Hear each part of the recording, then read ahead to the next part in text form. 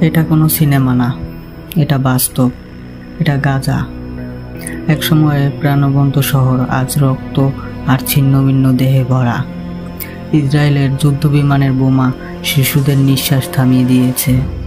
একটা খেলনার পাশে পড়ে আছে শিশুর নিথর দেহ। এটাই 2025 সালের বাস্তবতা।